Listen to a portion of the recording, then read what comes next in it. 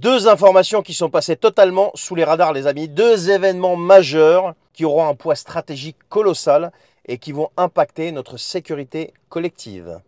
On est le 12 juin 2025 et pendant que les Français sont occupés à écouter Bayrou qui veut mettre des portiques à l'entrée des écoles ou Macron qui veut supprimer l'accès aux réseaux sociaux pour les gamins de moins de 15 ans, eh bien, il se passe des choses. Je vais vous en parler dans une seconde, les amis, mais s'il vous plaît, avant, partagez cette vidéo, abonnez-vous si vous n'êtes pas abonné, et surtout, allez signer la pétition qui est en lien en description ou autour de cette vidéo. C'est une pétition officielle qui est sur le site de l'Assemblée nationale. Ça concerne l'article 68 de la Constitution.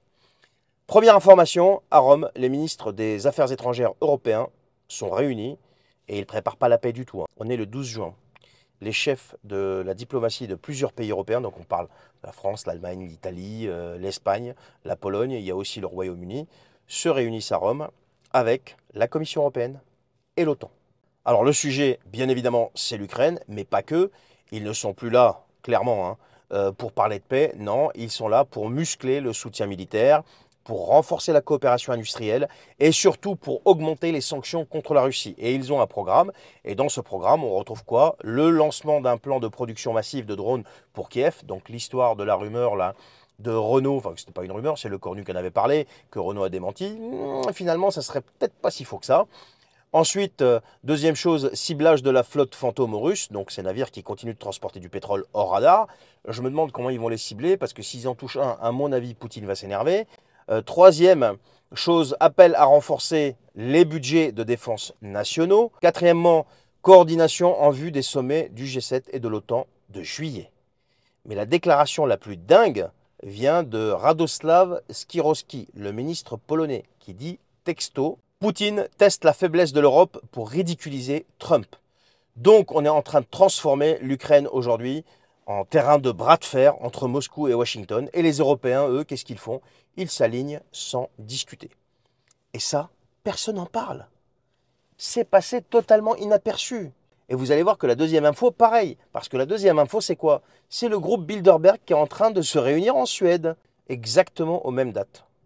Du 12 au 15 juin 2025 à Stockholm se tient le sommet du groupe Bilderberg.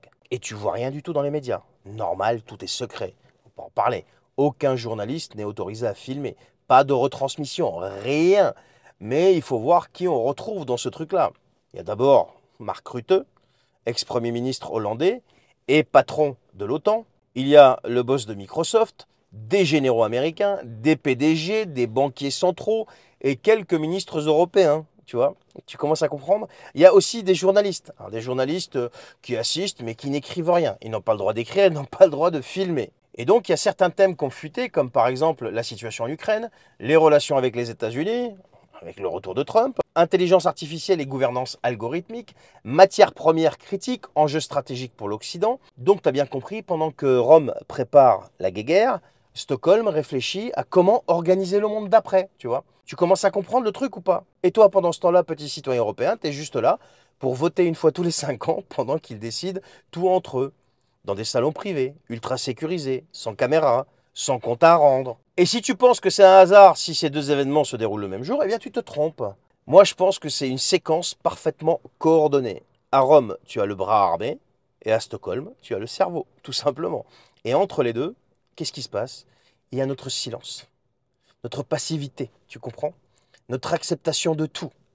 Alors non, ce ne sont pas des théories du complot, ce sont des faits, et tu peux les vérifier. Réunion des ministres des Affaires étrangères européens à Rome. Et en même temps, à Stockholm, démarre entre le 12 et le 15 juin 2025 le sommet Bilderberg. Voilà. Et à mon avis, ça devrait faire quand même la une de tous les JT. Mais comme d'habitude, tout ce qui est important se passe en dehors des écrans. Je te souhaite une bonne journée, partage cette vidéo s'il te plaît et à la prochaine.